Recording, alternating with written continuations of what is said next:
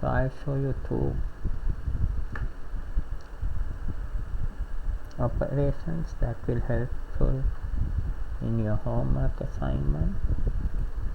So we already saw that we can multiply a matrix by a scalar. It will multiply all the entries. Now for example, A, matrix A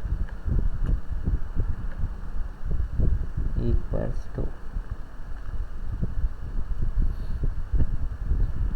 1, 2, 1,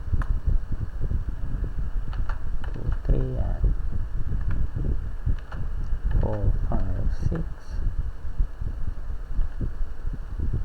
I can multiply A by a scalar from behind. So if I multiply A by A, 2, it will multiply all the entries of A by 2. Okay, here you can see 2 times 2 is 2, 2 times 4 8, and likewise all the elements get multiplied by 2. And if you want to add and constant to, so still my A is the same, okay, because I didn't assign anything the previous one. A is the same matrix. Now if I want to add some constants to A, I can just do A plus 1.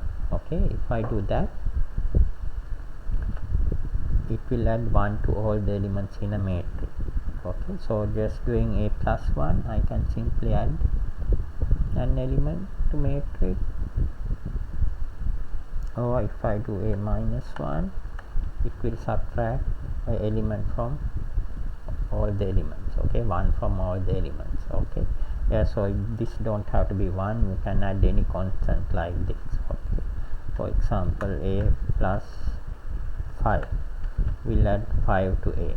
Okay, so this will be helpful with your homework assignment. We will discuss matrix operations later. Okay, I just did these two operations because it will help you in the homework assignment.